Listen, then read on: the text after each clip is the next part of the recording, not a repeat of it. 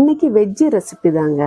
1/4 kilo வெண்டைக்காவும் 2 தக்காளி 1 பல்லாரியும் இருந்தா போதுங்க. இதை வச்சு ஒரு வெண்டைக்காய் கூட்டு செய்திடலாம். இப்போ கடாய் சூடாயிடுச்சு. வெண்டைக்காய் வதக்குறதுக்கு ஆயில் ஊற்றிட்டு பொடிசா கட் பண்ணி வச்சிருக்கிற வெண்டைக்காவை சேர்க்கணும். வெண்டைக்காவுடைய கொழகொழப்பு தன்மை போகிறது வரைக்கும் நல்லா வதக்கினா போதும்.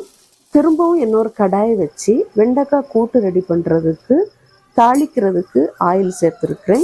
கடுகு போட்டு பொரிஞ்ச பிறகு கருவேப்பிலை சேர்த்துடலாம்.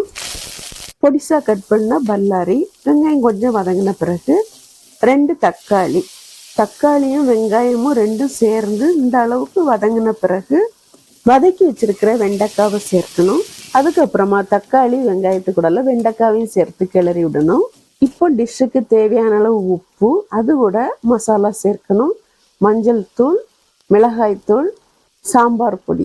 சாம்பார் பொடி மட்டும் மறக்காம கண்டிப்பா சேருங்க. மசாலாவோட பச்சை வாசனை போகிறது வரைக்கும் கிளறி விடணும். சின்ன நெல்லிக்காய் சைஸ் அளவுக்கு புளி, அதை நல்லா கரைச்சி சேர்த்துருக்குறேன். புளி தண்ணி சேர்த்த பிறகு அந்த தண்ணி நல்லா வற்றி வர்றது வரைக்கும் காயையும் வேக விடணும். அதுக்குள்ளால வெண்டைக்காய் கூட்டுக்கு ஒரு அரைப்பு ரெடி பண்ணிடலாம். கொஞ்சமாக தேங்காய், ஜீரகம் கொரகொரப்பாக அரைச்சி எடுக்கணும்.